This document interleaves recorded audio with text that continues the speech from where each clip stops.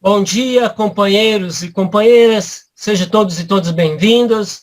Nesse sábado, dia 27 de fevereiro, aqui é 10 horas e 2 minutos, e lá no Vietnã é 20 horas e 2 minutos, ou seja, uma diferença de fuso horário de 10 horas. E o companheiro e o camarada Wagner Dantas, que já jantou e já está aí curtindo as nossas atividades, está lá presente lá no Vietnã. Então, eu com muito grato e obrigado aí pelo aceito do convite, Wagner.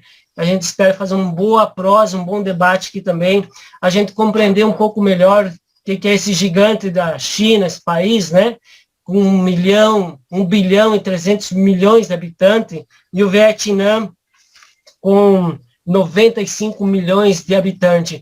Ou seja, a gente compreender toda a geopolítica aí que está relacionada com o papel da China, Vietnã, a região da Ásia ali como um todo, né? Então eu tenho certeza que é um companheiro que vai fazer um bom debate, já tem feito outras prosas em outros espaços, e a gente vai convidando os companheiros e companheiras para se somando aqui junto com nós, para a gente fazer essa importante prosa. A gente se reúne todas as quarta-feiras, mas diante dessa diferença do fuso horário, a gente então resolveu fazer nesse sábado de manhã. Nosso grupo de estudo é Intifada, que leva o nome de uma revolta popular na Palestina, é um grupo classista, né, de esquerda, é um grupo que se coloca uma crítica ao sistema capitalista e também se coloca em luta para construir uma sociedade socialista, essa que almejamos construir. Então, vocês aí que estão chegando agora, curtem a página da Combi Livros e também podem curtir a página do companheiro Iassi para a gente ir fortalecendo esse espaço de comunicação, um espaço de formação política, ideológica da classe trabalhadora aqui na região oeste de Santa Catarina, mas também na região de Santa Catarina e diálogo aí com o Brasil, América Latina, com o mundo. Então, companheiro Iassi, bom dia, seja bem-vindo, sempre junto com nós, às quarta-feiras, fazendo esse importante debate. É contigo, companheiro. Bom dia a todos. A gente sempre diz boa noite, né? Sempre o nosso encontro é às quartas-feiras, às 19 horas, mas hoje é um encontro especial, né? Para que a gente pudesse falar com um companheiro que está lá do outro lado do mundo. A gente tem que acertar os fusos horários aqui, e esse horário acabou sendo o horário melhor para a gente se encontrar. E o debate é um debate importante, não é só a questão do encontro de um camarada que está do outro lado do mundo, mas um debate que é muito fundamental para se pensar o futuro do Brasil, o futuro da América Latina e do mundo. Quer dizer, não falar da China é ficar de fora do debate mundial. Além disso, as experiências do socialismo no século XX, que adentram o século XXI, como é o caso do Vietnã, também tem que ser lembradas, né? As dificuldades, os acertos, e esse é o debate, mais ou menos, que a gente quer fazer aqui. Todo esse momento inicial, que é o momento que a gente pede para você curtir a página, para você curtir a nossa publicação, para você compartilhar esse vídeo, para você compartilhar pelo Messenger, pelo WhatsApp, convidando os teus amigos a participar desse debate. A gente sempre faz de praxe uma apresentação de um livro. Bem, o livro que eu estou lendo, eu já tinha falado na quarta-feira, eu vou reforçar. O livro que eu estou lendo é o livro da editora Anânsia, vou botar aí a capa, ver se o pessoal vê, uma capa bonita, né? Por qualquer meio necessário, dá para ver o Malcolm X ali, né? O Raj Amin Malik al-Shabazz. São um volume, o volume 1 é um volume de falas e discursos e entrevistas do ativista e militante antirracista Malcolm X, que copila os textos do Malcolm na época da nação islâmica, o período em que ele está naquele grupo religioso, que foi um grupo importante para a formação política dele, e foi um grupo importante na luta dos direitos civis nos Estados Unidos. O texto, apesar de momentos bastante herméticos do ponto de vista político, porque é uma visão religiosa, você já vê os lampejos de inteligência e de aproximação do Malcolm de uma acepção política cada vez mais à esquerda. Esse primeiro volume trata desse momento. É bom lembrar que na evolução política do Malcolm, ele vai se aproximar das esquerdas, né? E ele faz isso através da política, o que é bastante interessante, né? Não é um cara da teoria, não é um cara que lê, mas politicamente ele tem uma sacada. Eu gosto, e para nosso debate é importante também, porque ele diz assim, ó, em um determinado momento ele diz o seguinte, olha, todo mundo que eu conheci, que era branco e lutava realmente contra o racismo, era socialista. E todos os países que são negros na África e estão se libertando falam de socialismo contra o colonialismo. E então ele ascendia pela via da política, ele chegava a se aproximar do campo da esquerda. E, aliás, nós vamos falar do Vietnã, o Ho Chi Minh também tem um caminho similar, né? É pela luta anticolonial que ele se aproxima da esquerda. Isso é importante para reafirmar o compromisso que nós, da esquerda revolucionária, temos com a luta anticolonial. Não é à toa que esse grupo chama-se Intifada. E está aqui atrás de mim o símbolo do grupo, que é um palestino. Quer dizer, a luta anticolonial continua. Né? O anticolonialismo ele adquire outras formas. Aliás, o colonialismo adquire outras formas. No caso da Palestina, ele é cru, ele é desnudado, mas no mundo ele ainda continua com outros grilhões, que são os grilhões da economia dependente, da pressão militar que se exerce sobre determinadas regiões do mundo, né, como é o caso do Oriente Médio.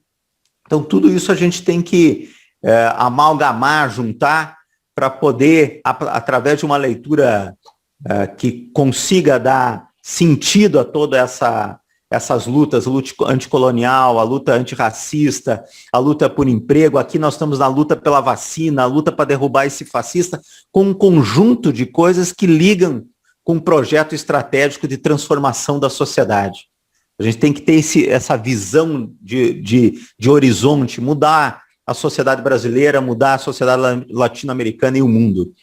Companheiros, sejam todos bem-vindos. Eu vou passar a palavra de novo, então, para o nosso companheiro Ernesto. Ernesto, é contigo. Muito bem, com esse espírito animado, com essa mística, com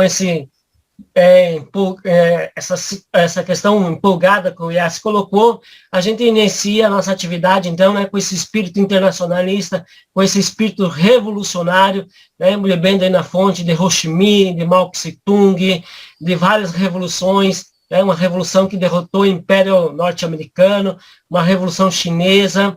Então, é importante a gente compreender para onde é que vai essa China, para onde é que vai esse gigante. É importante a gente compreender. E aí a gente gostaria de começar com uma frase do Mao Tse-tung, que ele disse assim, se você tem um projeto para 1 ano, planta cereais. Se tu tem projeto para 10 anos, planta árvores. Se tu tem projeto para 50 anos ou para a eternidade, luta com o povo. Cabe a nós aqui, revolucionárias, que acreditamos na transformação social, a gente beber na fonte dessas experiências tão importantes. Então, aqui o nosso companheiro Wagner, que é formado em Relações Internacionais, é mestre em jornalismo na China, vive agora no Vietnã, né, faz essa relação aí com um estudo muito importante sobre a China e Vietnã, vai estar dialogando com nós. Boa noite, companheiro Wagner, bom dia ao povo brasileiro, é muito bom estar dialogando contigo. É um prazer para mim estar aqui com vocês, conversando aqui sobre a China, sobre o Vietnã. Acho que é um grupo muito importante, está fazendo esse debate, né? Todos vocês que estão assistindo também, um bom dia, né? Vocês acordaram aí, já tomaram café, estão aí já no dia a dia do Brasil. Espero que todos estejam bem, né? Estejam em casa, se protegendo, porque essa questão da pandemia é algo muito sério e que tem que ser levado a sério, né? O governo brasileiro, esse fascista do Bolsonaro, não está cuidando do povo, já chegamos a mais de 250 mil mortos, né? Então, eu fico muito triste estando aqui no Vietnã e vendo toda a situação no Brasil. E, primeiramente, eu queria me solidarizar com todo o povo brasileiro de estar passando por essa situação. Aqui no Vietnã, a gente vive uma situação diferente, né? Já que, só para contextualizar, a gente aqui no Vietnã só temos aí um quadro de 35 mortos.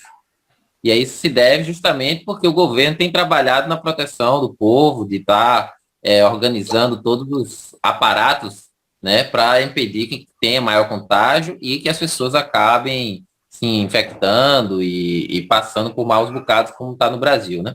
Então, um investimento na saúde, com medidas, né, de proteção, com o uso das máscaras, multas. Então, são uma série de medidas que eu poderia passar aqui falando para vocês 1 hora, porque o governo fez muito trabalho aqui no Vietnã para manter esses dados, né?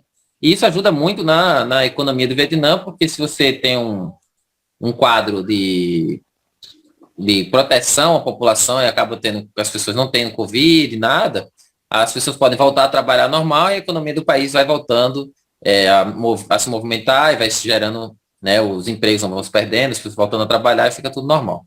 Mas o tema de hoje aqui é a geopolítica, né, falando sobre o Vietnã e sobre a China. Eu quero tentar trazer um pouco, se vocês tiverem alguma pergunta, vocês podem me cortar, me perguntar, alguma dúvida surgir, mas o que eu quero falar mais é sobre a questão entre as relações entre a China e o Vietnã, do século XX, século XXI. Para a gente começar essa história, a gente tem que puxar para a história antiga do Vietnã, puxar a história antiga da China. Existe uma relação intrínseca muito forte. E desde a época antes de Cristo até, existem 1000 anos de dominação, existe 1000 anos de dominação da China para o Vietnã. Então o Vietnã ele é um povo que resiste à colonização há muito tempo. Eles têm uma história e um grande aparato, né, de experiência sobre luta contra invasores muito grande. Porque se a gente for para analisar, desde do Gengis Khan, né, o Gengis Khan que foi o maior imperador da Terra, né, o maior, mais vasto império da Terra, o Império Mongol, também tentou invadir o Vietnã e também foi derrotado. Então, a colonização dos outros países nessa região aqui do Sudeste Asiático, aqui no Vietnã, vem de muito tempo e o povo tem uma experiência muito grande em como lutar contra invasores. Mas a gente vai falar sobre as relações entre a China e o Vietnã nesse século XXI. Eu só quis passar essa pitada porque isso vai ser importante para entender a conjuntura atual, né? A conjuntura atual, isso é lembrado pelo povo vietnamita. Mas como é que a gente vai analisar? A gente vai analisar na parte como começou o socialismo no Vietnã, como começou o socialismo na China.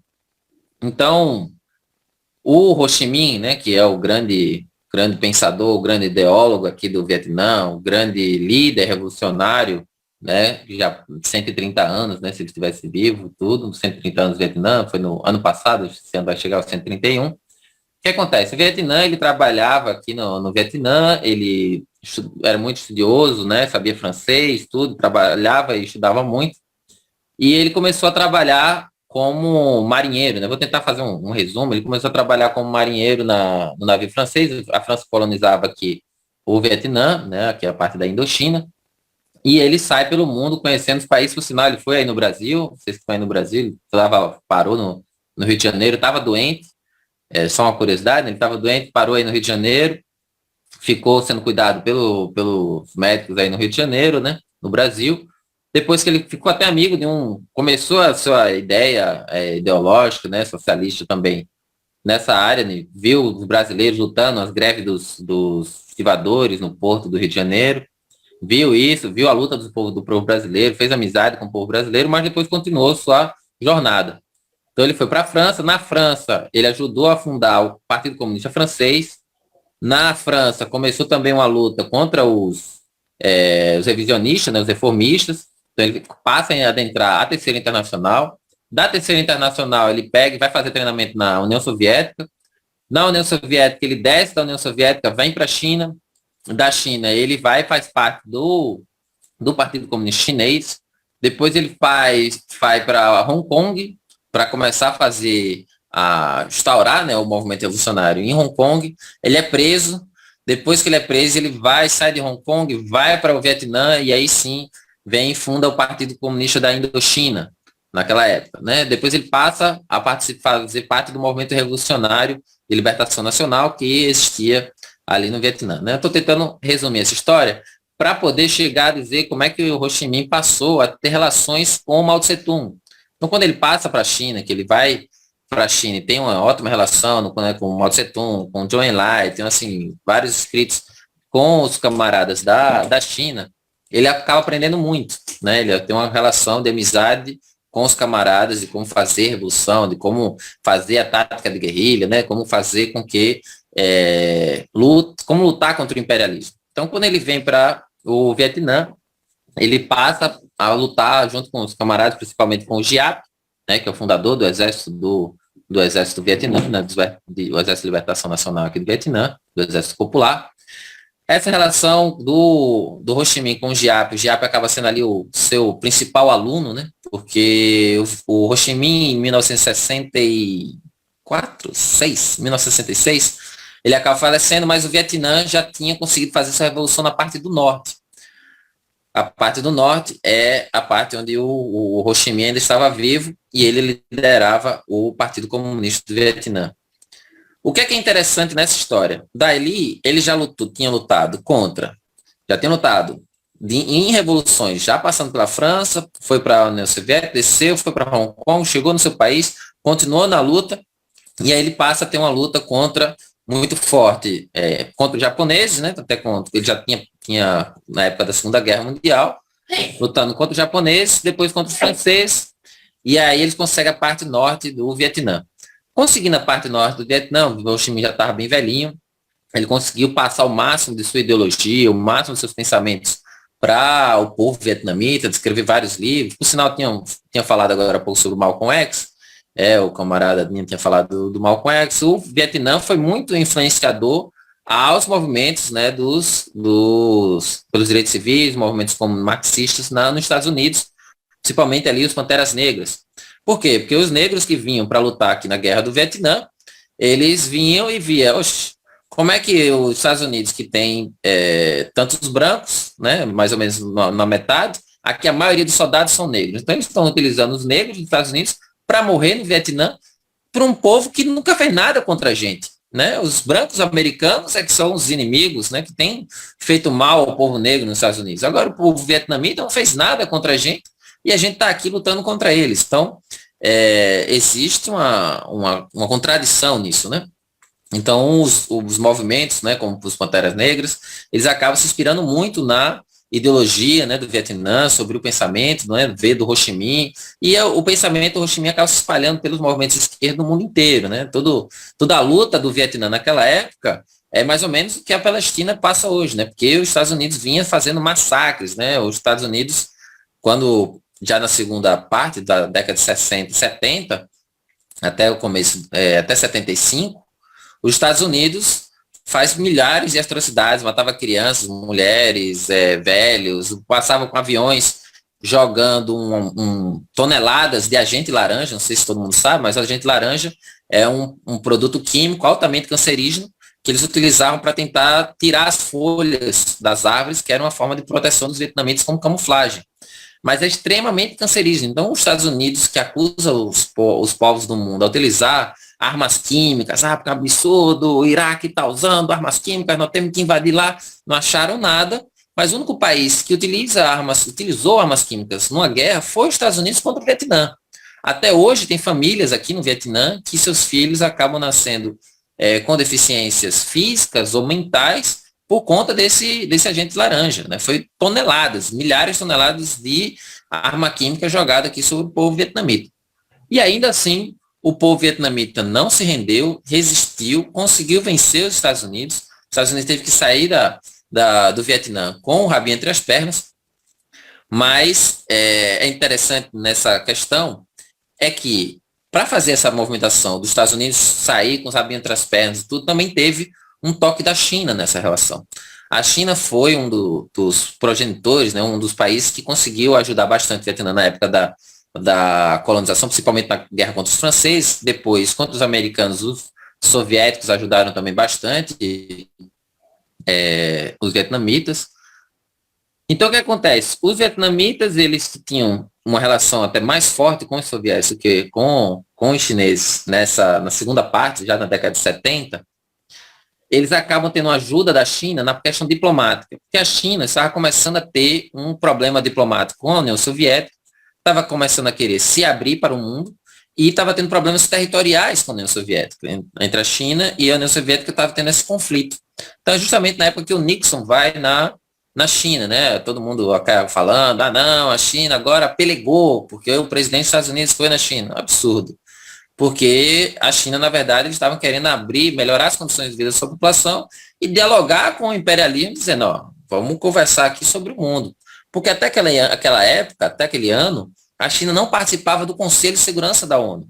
Quem participava do Conselho de Segurança da ONU era a República da China, que era Taiwan. Ou seja, Taiwan, que era a ilhazinha, né, depois da Revolução Chinesa, aquela ilhazinha que o Partido Comunista conseguiu fazer a revolução para todo o continente, e o nacionalista, o Partido Fascista Nacionalista do Kuomintang, ele fugiu para Taiwan, roubando tudo o máximo que podia da China, e eles é que ficaram com a autoridade diplomática na ONU. Depois da Segunda Guerra Mundial, depois da Revolução Chinesa, de 1949, eles ainda conseguiram ficar com o seu cargo no Conselho de Segurança. Depois que teve a Guerra do Vietnã, depois dessa diplomacia do ping-pong, que é conhecida esse cenário aí já em 1975, 74, ali, nessa época, no começo da década de 70, quando os chineses fazem essa movimentação, numa das mesas de debate com os Estados Unidos é a Guerra do Vietnã. Como acabar ali com a Guerra do Vietnã, como os Estados Unidos vai sair daquela região e como que a China poderia voltar ao partido, né, a China continental voltar a seu cargo no Conselho de Segurança.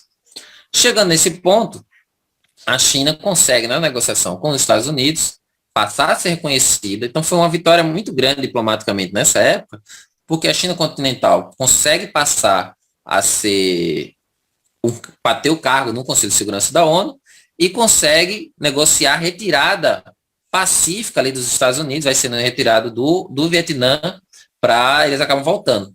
Mas toda essa movimentação só foi possível tanto pela condição da pressão internacional, quanto pela luta do povo vietnamita, os guerrilheiros do norte, os guerrilheiros do sul, que fizeram toda uma movimentação militar, estratégica de resistência para retirar os Estados Unidos dali. Os Estados Unidos voltam, né, com suas tropas, saem, só acabam sendo humilhados, é uma vergonha internacional, né, como é que pode o maior império da Terra, a tropa mais forte e tal, perder para os fazendeiros, né, vamos assim dizer, do Vietnã, né. Então, foi uma grande vitória do Vietnã. Ali o Vietnã acaba se estabelecendo, unificando o norte do Vietnã e o sul, né, uma grande vitória. A China começa ali já na movimentação de abertura, porém, numa movimentação de rompimento de relações, né, com a União Soviética. E acaba criando uma corrida ali sino-soviética que acaba disputando, né, o movimento socialista internacional, o pensamento do movimento socialista internacional. Então, já no final da década de 70, né, já em 78, no começo de 78, já no final da década de 70, acaba que tem uma complicação muito forte, muito séria, como eu posso dizer, uma disputa que acaba, como eu posso dizer, acaba sendo danosa para a história do movimento comunista, porque começa a ter um atrito entre o Camboja, o Khmer Vermelho, e o Vietnã. Existia uma diferença ideológica, uma concepção ideológica, não posso dizer que as duas, que uma esteja certa, a outra esteja errada, mas uma concepção diferente. No Camboja, existia a concepção do Khmer Vermelho de que aqueles que lutaram ou ajudaram os imperialistas de alguma forma, porque o Camboja, colocar o Camboja nessa história, vou tentar voltar aqui um pouco para poder colocar o Camboja nessa história. No Camboja também acontecia esse movimento evolucionário, parecido aí com o do Vietnã, porque os Estados Unidos não só atacou, né, o Vietnã, como também atacou o Laos, também atacou o Camboja, bombardeou bastante, morreu muita gente, e toda a forma de resistência do povo também foi através do pensamento socialista, pensamento marxista. Já o Camboja, o líder chamado Pol Pot, ele tinha uma relação mais forte com a China, mais forte ali dentro dos treinamentos do Mao Tse-tung, e o Vietnã ele estava mais alinhado ideologicamente com a União Soviética, isso aí no final da década de 70. Só que o que aconteceu? Os camaradas do Camboja tinham uma concepção ideológica de aquele que ajudou o imperialismo de qualquer forma não deve ter perdão. Porque se foi um traidor naquela época, vai continuar sendo traidor para sempre. Né? O Pol Pot acabava tendo essa concepção. E aí continuou como eu posso dizer, uma luta de vida, não, uma luta de morte contra as pessoas que ajudaram os Estados Unidos de alguma forma durante o processo revolucionário deles. No Vietnã foi diferente. No Vietnã, depois da tomada, né, do Sul, o GIAP, o Partido Comunista do Vietnã, aqueles que não foram diretamente traidores, ou aqueles que foram só funcionários em si do governo do Sul, ou de alguma forma dos Estados Unidos, teve uma conversa com o governo e uma anistia, dizendo, vocês estavam sob a pressão do imperialismo, vocês agora podem fazer parte do povo, lutar pelo seu povo, e a gente pode aqui ficar unido. Então, teve essa anistia. Isso acabou gerando uma certa raiva ao Pol Pot por ter essas diferenças da tática dentro do movimento socialista. Então, o Camboja e o Vietnã acabam tendo esse atrito no pensamento ideológico. O Camboja também tinha um certo receio, porque o Vietnã sempre teve uma ideia de construção do grande Vietnã, a construção do grande Sudeste Asiático, né? Os partidos aqui do Sudeste Asiático serem todos dentro da concepção socialista e ser liderados pelo Vietnã. Então, o Camboja tinha esse receio de uma possível dominação do Vietnã ao seu país. O Camboja tinha esse temor. Porém, o Camboja, com esse receio, com esse temor e tudo, eles começam a expulsar vietnamitas de suas terras, por alguns fazendeiros ou algumas minorias étnicas que viviam no Camboja, começa a expulsar e começa a matar algumas dessas pessoas. Então, o Vietnã,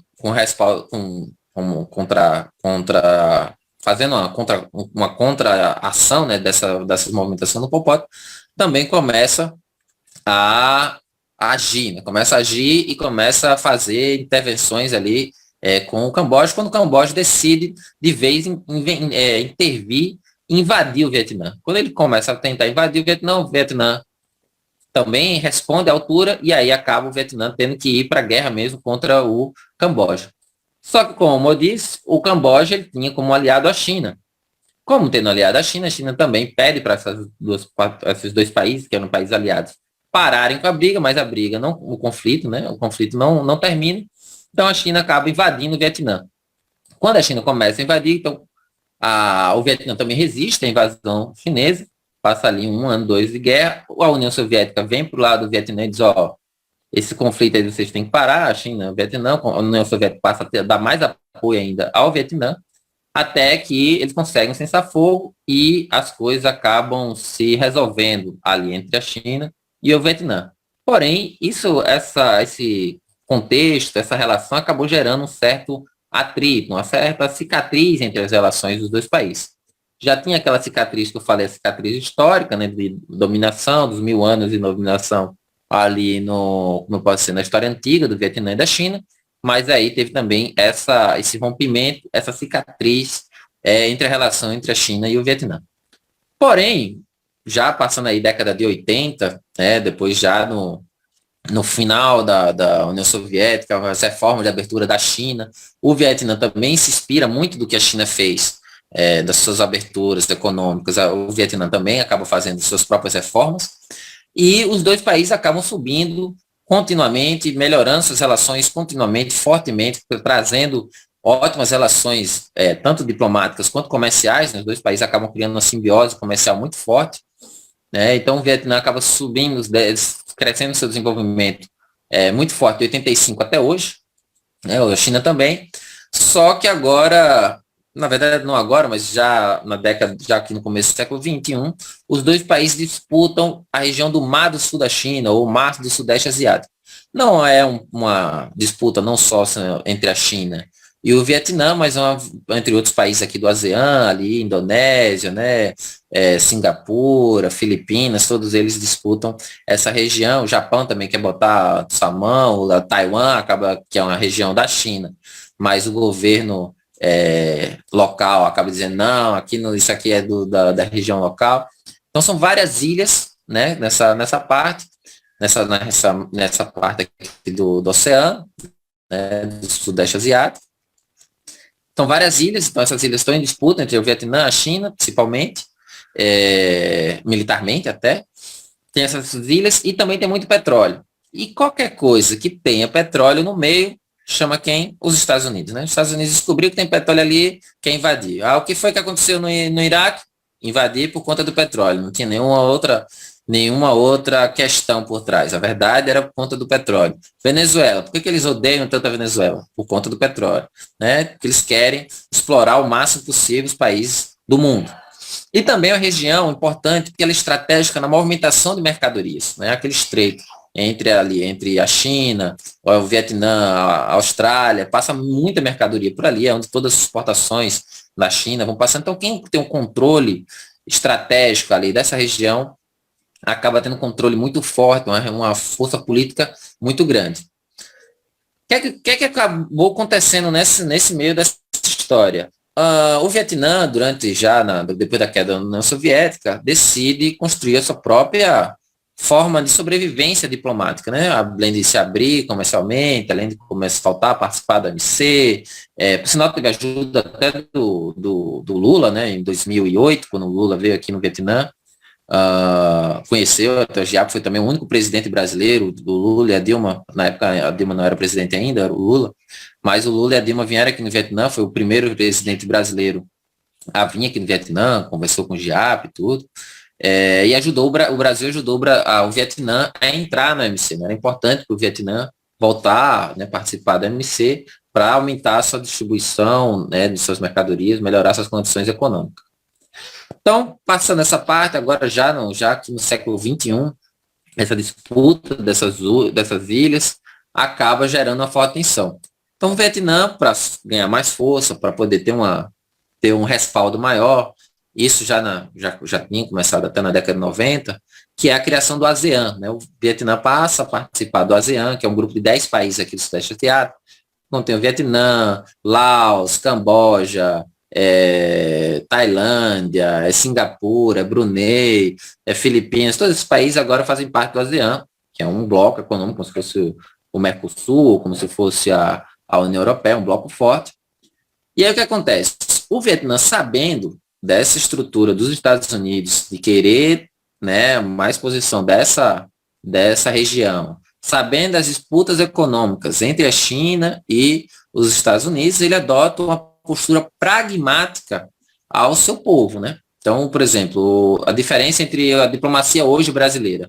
A diplomacia hoje brasileira é subserviente aos Estados Unidos. Os Estados Unidos disser, eu quero isso, o Brasil vai lá, lambe a bota, né? O Bolsonaro e o ministro das Relações Internacionais, o ministro das Relações Exteriores, o Ernesto Araújo, vai lamber a bota do presidente dos Estados Unidos, seja ele quem for, seja Biden ou seja Trump, eles vão lamber a bota. Claro, antes ele lambia a bota com gosto quando era do Trump, agora ele vai lamber fazendo cara feia, mas vai lamber porque é o capacho do imperialismo, né? Mas o que acontece? O Vietnã, ele adota uma política diferente, ele adota uma política de pragmatismo.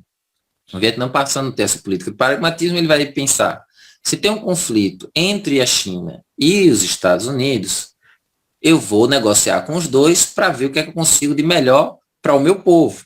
Né, para o meu povo, que é um povo muito sofrido, que passou aí praticamente o século XX todo em guerra, ou em embargos econômicos, ou em dificuldades financeiras, só veio como eu posso dizer, se reerguer já no final do século XX, começo do século XXI. Então, o Vietnã, ele pensa pragmaticamente para o seu povo. Claro, o Vietnã tem uma relação mais forte com a China. Por quê? Porque é uma relação comercial de fronteira, né, de vizinhos, é uma relação ideológica, são dois partidos comunistas, poucos partidos comunistas ainda em governo, de forma forte, né, os partidos considerados comunistas em governo totalmente, né, pelo menos em papel, colocando como sendo partidos comunistas, é o Partido do Vietnã, Coreia do Norte, China, Laos, né, Laos e Cuba, né, são os 5, como eu posso dizer, aqui na Ásia a gente chama as 5 flores do socialismo, né, que são países que existem mesmo depois da queda da União Soviética. Claro, tem outros países aí que também estão construindo uma direção progressista, uma direção para o socialismo, que tem tentando fazer seu próprio processo, como a Venezuela, como a Bolívia agora, né, a volta do Evo Morales, mas o Vietnã, ele faz parte desse bloco. Por exemplo, agora teve o 13º Congresso do Partido Comunista do Vietnã, foi até agora no começo de fevereiro, final de janeiro. Os partidos comunistas do mundo inteiro declararam apoio, felicitações, saudações, partidos também trabalhistas, partidos progressistas do mundo, mandaram saudações aqui para esse congresso. até o da China.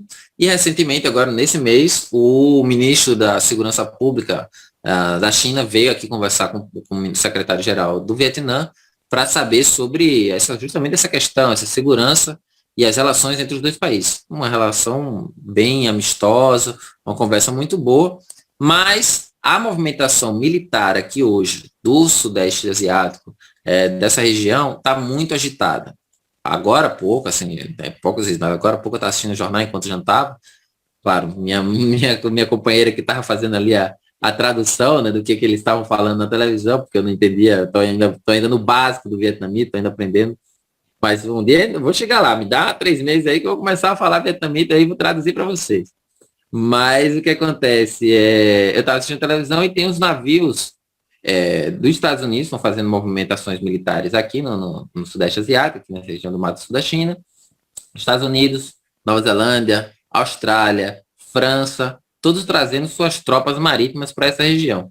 A China, para contrapor, também está vindo com seus navios, juntamente com Singapura.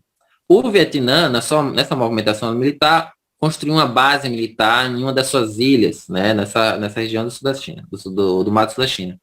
Então está muito conflituosa, está criando aí um nó muito forte. Eu acho que o conflito direto ele não vai acontecer, mas eles vão continuar tendo esses exercícios militares e que vão, como eu posso dizer, gerar tensões constantes entre esses países, porque o principal ponto de conflito entre os Estados Unidos e a China direto, né? Porque os Estados Unidos está tentando cercar a China de todas as formas, com medo de perder a hegemonia de maior economia do mundo. Os Estados Unidos tenta fechar as relações da China em todos os âmbitos, tenta fazer de tudo para tentar minar o crescimento da China. A China tem crescido diplomaticamente em todos os países, a China tem crescido economicamente, melhores relações comerciais em todos os países, acabou de virar o maior parceiro econômico da União Europeia, já é o maior parceiro econômico do Brasil, é o maior parceiro econômico agora também do Vietnã. Então, os Estados Unidos está com muito medo de perder sua hegemonia, né, de sua hegemonia econômica, e aí utiliza de todas as formas. Primeiro, utilizando o soft power, né, então eles utilizam a máquina de propaganda dos Estados Unidos, falando mal da China, recentemente tem sido fortíssima. Então, os Estados Unidos têm inventado milhões de histórias contra os chineses, a xenofobia tem crescido no Ocidente, todo mundo tem falando, tratando mal chinês agora até no Brasil, né? Até com essa questão do Covid, eles ainda aumentam, né? Então, foi uma questão que os Estados Unidos está tentando jogar a culpa na China muito forte. Então, o Trump fez muito isso, dizendo o vírus chinês, que é um absurdo. Então, os Estados Unidos primeiro está tentando atacar a China de forma de soft power, através da propaganda, através do filme, através da mídia, né?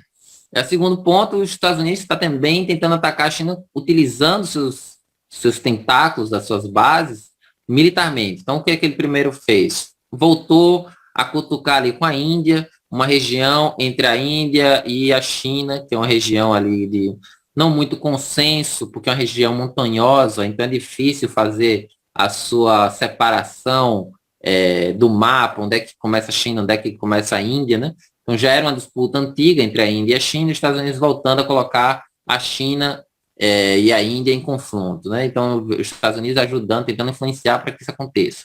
Um confronto entre os dois países com maior população do mundo, que os Estados Unidos seria ótimo. Os dois países estão crescendo muito economicamente, os Estados Unidos seria muito bom. E tentando minar também o BRICS, né? Ele conseguiu, mudando os governos da Índia e do Brasil, dificultou bastante a criação, a movimentação do BRICS. O BRICS ficou, como eu posso dizer, congelado, né? Ele está funcionando, mas ainda a passos lentos, porque o governo brasileiro não tem ajudado mais em nada, pelo contrário, só atrapalhando as relações diplomáticas, quanto o governo indiano, que também, quando teve mudança de governo, acabou sendo danoso ao seu próprio país nessa relação entre o BRICS. Claro, questão econômica, isso vai se resolvendo com o tempo. Então, os Estados Unidos foi tentando por ali, a China foi conversando e fazendo suas movimentações militares também contra a Índia, né, tentando demarcar ali seu território, e conseguiram resolver. Os dois exércitos já distensionaram e já saíram de lá. Agora os Estados Unidos tenta pelo Vietnã, tentando reacender aquela cicatriz que eu falei, que teve aquele conflito ali com o Camboja. Então os Estados Unidos voltam a tentar aquecer essa essa ferida, né, esse conflito. Então ele vem e tenta fazer essa movimentação por aqui. Também utilizando Taiwan, né? Taiwan, como eu disse, foi o partido nacionalista que se refugiou em Taiwan, então os Estados Unidos tentam criar novas relações com Taiwan para tentar minar a relação da China continental, utilizar, vender armas para lá, tentar fazer como eu posso dizer, uma armadilha, né, para a China continental. Mas o governo do chinês não tem caído na sua armadilha, muito pelo contrário, tem utilizado da propaganda dos Estados Unidos para fortalecer a ideologia socialista, para fortalecer o seu ímpeto dentro da população. Então, a população chinesa hoje está cada vez mais forte, mais defensora do socialismo, mais defensora do seu país, mais disposta a enfrentar o imperialismo. Então, como eu posso dizer, os ímpetos revolucionários do povo chinês está mais forte, tem trabalhado, assim, eu tenho visto meus amigos mais comunista do que nunca agora, né, dentro da China, encantando o hino da Internacional, botando a bandeira da foice e martelo nas janelas. Então, o ataque dos Estados Unidos acabou criando uma força dentro do próprio povo para dizer, tá vendo o imperialismo trazendo sua garrinha de novo? Né? O Che Guevara dizia, não confiarem no imperialismo nem um tantinho assim. Então, o povo chinês está esperto, está se preparando para qualquer conflito que tenha.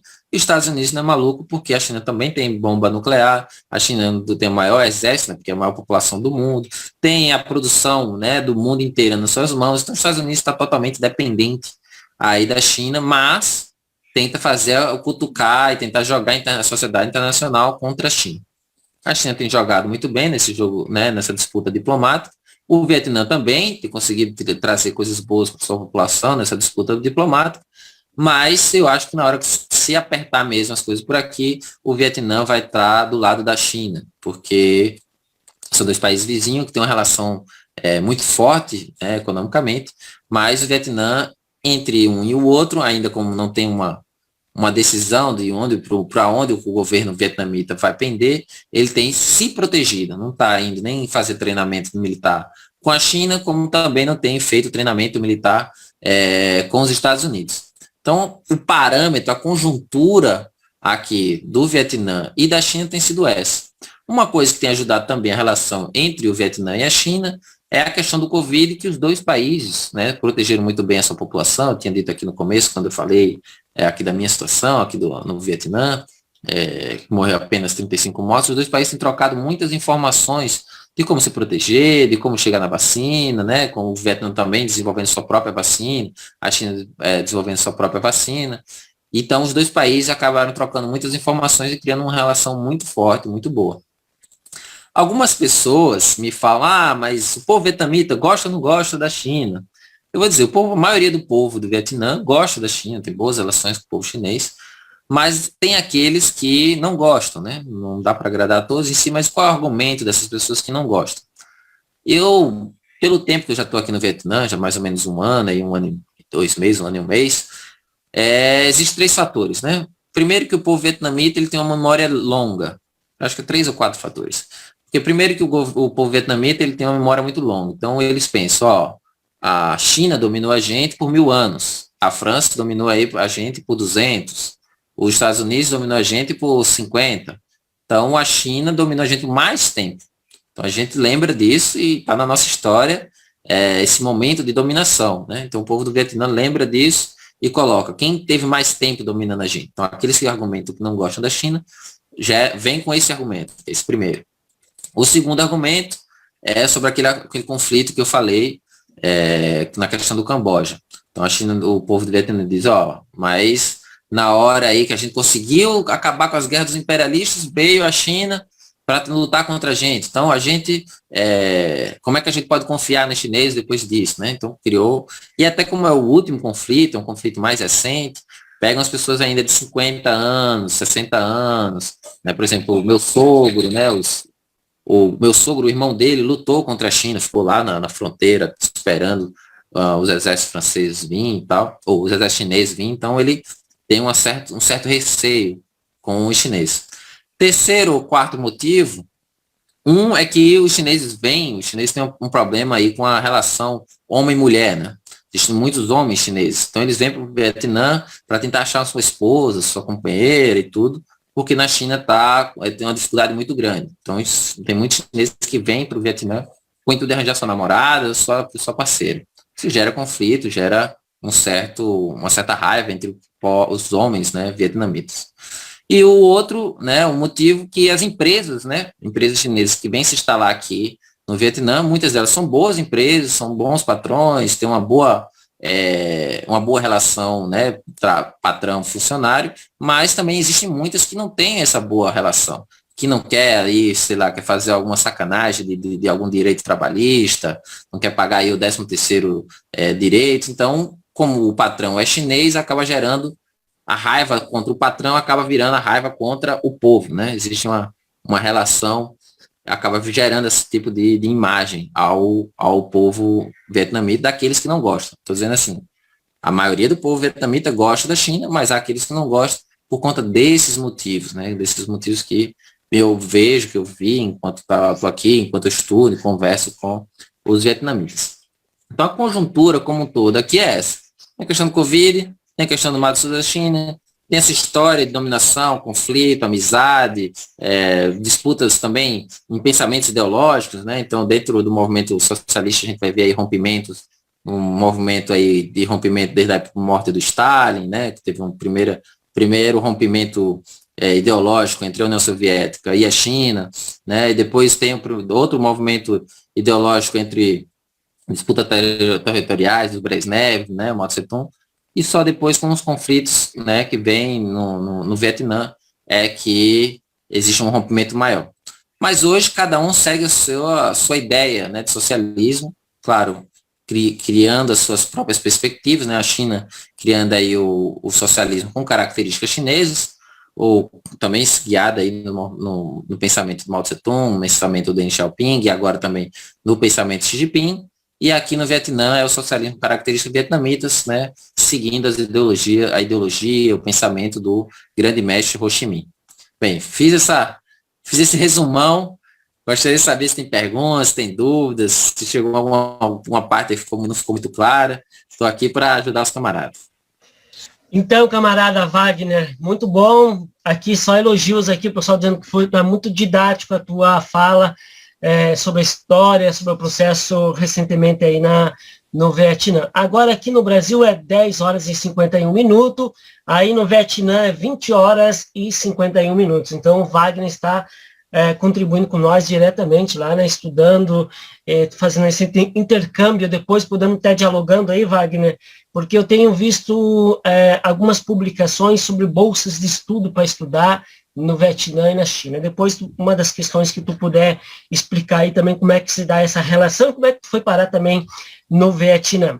Bem, mandando um abraço para os companheiros e companheiras que estão aqui nos seguindo, mandando pergunta, né, companheiro João, lá de Concórdia, companheiro de luta aí do curso da esquerda no século XXI, né, ajudou aí a organizar o nosso curso da esquerda, de estudo da realidade brasileira, companheiro Luiz Carlos da Silva, companheiro também que participou junto com nós no curso da esquerda no século XXI, aqui em Chapecó, que está acompanhando nós, um abração, companheiro policial aposentado, mas é polícia nosso campo da esquerda, né? Grande companheiro de luta, companheiro Ivone, aqui de Chapecó, companheiro Pedro, lá de Joaçaba, isso é muito didático a sua contribuição, e aí o companheiro também Kiko, né? Sebra Paz, lá de Curitiba, acompanhando nós, a companheira Tânia Márcia, lá de Minas Gerais, acompanhando. Então, vários companheiros e companheiras aqui assistindo e dando a sua contribuição também e algumas perguntas. Hoje a gente está dialogando, então, a geopolítica, Vietnã e China, né, dialogando toda essa questão aí, importantíssima para a gente compreender o papel da China e do Vietnã na conjuntura geopolítica. Wagner, algumas questões aqui também eu vou estar lendo aqui. O companheiro Leonel Nascimento, presente também, obrigado, um abraço. companheiro, esse é um espaço de formação política, um espaço também de a gente estar dialogando, né, municiando a nossa militância, a gente compreender e sair do mundinho que a gente está aqui, muitas vezes só aqui em Chapecó, Santa Catarina. É importante a gente compreender aqui o micro, mas a gente também tem que entender o macro, do macro para vir para o micro também, esse processo dialético, né? Então é importante, enquanto nós que temos essa mística que o Yassi colocou muito bem no início, né? Da gente buscar essas experiências revolucionárias para fortalecer a luta. E o Yassi está fazendo várias enquetes aqui, né? Várias enquetes para tentar dialogando aí com o público que está acompanhando, vários companheiros e companheiras. Yassi, tem alguma questão aí? Depois eu volto para as perguntas. É contigo. Beleza, gente. Muito bom ter todo mundo aqui. Eu vou aproveitar, eu sei que o Ernesto já leu, já mandou uns abraços, mas eu vou mandar uns abraços especiais aqui, que o pessoal lembrou do meu aniversário, cara, então tem que agradecer aqui. Tô ficando mais velho, a gente quer fugir, não quer falar do aniversário, mas o pessoal lembra. Que bolo bonito, aquele bolo de aniversário, Gostou, né? Gostou do bolo, né, cara? O bolo tem Marx, Guevara e um palestino arremessando uma pedra, quer dizer, quer companhia melhor do que isso, cara, no aniversário? E o símbolo da força do martelo, né? Claro, tá lá. Aí tá bom demais. Aliança Camponesa Operária. Quero aqui mandar um abraço especial aí pro Kiko. O Kiko é um companheiro de luta da causa palestina que está nos vendo lá de Curitiba. Um grande abraço para ele. Quero mandar um abraço também especial para o nosso Said, o Said Marcos, que já esteve conosco conversando sobre a causa palestina, falando do livro dele, mandar um grande abraço para o Said aí. E para os meus colegas aí de turma, né? O Luiz Carlos, que você já falou, né? Eu vi o João também aqui, então o pessoal que foi da turma da pós-graduação à esquerda no século XXI, um grande abraço para eles. Bem, eu vou aproveitar e vou fazer aqui um pequeno parênteses para mostrar para o pessoal. São livros já, você sabe que todo mundo que é comuna adora sebo, né, cara? Então, são livros já antigos.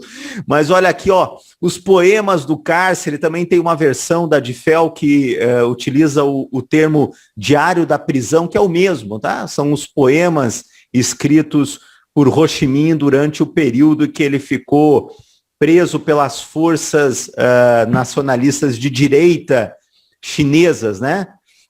Então, eu queria aqui aproveitar e ler uma coisa super interessante, porque os poemas, na verdade, ele já abre dizendo o seguinte, assim, ó: versos jamais me apaixonaram tanto, mas sem nada a fazer, prisioneiro, distrai os dias que são longos, rimo enquanto espero ver a liberdade. Quer dizer, ele se diz assim, ó, não espere achar aqui estética muito boa nesse poema, não, eu tô tentando, né? E quando você lê os poemas, a dureza dos poemas estão relacionadas, na verdade, à dureza da prisão, né? Então, as condições de prisão terríveis, né? Ele fala da fome, do pouco alimento, do frio, porque eles não têm cobertores, eles não têm colchão, eles dormem no chão. E uma coisa assim terrível que ele descreve, e a nota do tradutor aqui para explicar, eles eram... essas prisões eles mudavam de prisões tempos em tempos e os prisioneiros eram colocados de cabeça para baixo, né? E ele usa um termo aqui na tradução, ele utilizou espeto de frango, que seria botar os prisioneiros de cabeça, parecido aí, meio similar ao pau de arara na tradição da repressão brasileira, né? E nos poemas, eu botei um poema aí na enquete, que é um poema que ele mostra toda a força do sentido da luta, né? Então ele chama a atenção nesse poema para que todas as condições que ele está passando, né? Então ele diz assim: se não houvesse o luto, a morte, o frio do inverno, quem reconheceria o sol da primavera?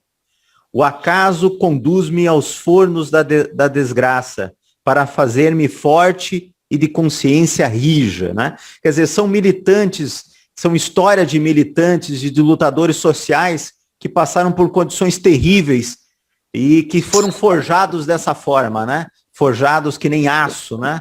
Então, essa é a figura do Ho Chi Minh, e a minha pergunta até para o Wagner vai nesse sentido. Dizem que o Ho Chi Minh tem essa aura santificada aí no Vietnã. É verdade que é comum você achar muitas imagens dele, o povo reconhecer nesses escritos, nos poemas, nas intervenções dele, ainda serem lembradas até os dias de hoje, já que o falecimento é do final da década de 60, né? Então, imaginar que o povo até hoje tem essa memória viva de um lutador social do calibre de Ho Chi Minh. Passo a palavra para você, companheiro Ernesto. Ótima pergunta. Vou ter o prazer de responder. Já vai lá, Wagner. Então, aí também na indicação de livros, tem um livro aqui que inclusive faz parte da Biblioteca do Exército Brasileiro e também é organizado pela editora do Exército Brasileiro, que é Os 7 Combates no Vietnã, que é esse livro aqui, bem interessante também, coloca até, inclusive, os túneis que os Vietnã fizeram, né? Bem interessante toda a estratégia, um livro que, inclusive, está na Biblioteca do Exército Brasileiro. E tem um outro livro da editora, esse aqui não tem para vender, não, esse aqui não tem para vender, aqui comigo, né? Agora, um que eu tenho aqui é o Vietnã, a Guerrilha Visto por Dentro, que é um livro da nossa editora Expressão Popular. Quem é interessado em compreender melhor a China, o Vietnã, pode entrar em contato com nós para a gente estar fornecendo essa literatura de alta ajuda para a esquerda brasileira, Wagner. Nós estamos dito aqui, eu e o Yasser, criamos um termo aqui, alta ajuda para a esquerda brasileira. Então, livros aí para a gente se municiar e buscar fazer a luta. Bem, companheiros e companheiras, vamos vendo aqui algumas perguntas. Tem o companheiro o João, lá de Concórdia, ele fez uma pergunta assim: quem além da China e da Coreia do Norte possui bomba nuclear, né, na região aí da Ásia? Então, além da Coreia do Norte e a China, quem além desses outros países que têm bombas nucleares? E aí, Wagner, algumas questões aqui também. Eu gostaria que tu colocasse um pouco aí sobre essa questão da Rota da Seda, que é uma questão aí que aqui no Brasil alguns estão compreendendo, mas praticamente não entendem qual é esse projeto, o que está por detrás de todo esse projeto aí, a Rota da Seda, desculpa aí, a Rota da Seda. Essa é uma questão. Uma outra questão que tu colocaria também, que seria interessante você colocar, que para nós entender também essa questão, indo para essa questão cultural. A gente sabe que agora este ano é o ano do boi aí, na China, no Vietnã. E está tendo um festival muito lindo aí, eu tenho acompanhado aqui também, pelas redes sociais, é óbvio, o Festival das Lanternas. O que é esse festival? E aí, né, porque aí também uma outra questão que a gente está compreendendo aqui, ou seja, aqui essa geopolítica no mundo passa pela questão de mercadoria, vai passar por essa questão militar, mas também passa por essa questão cultural.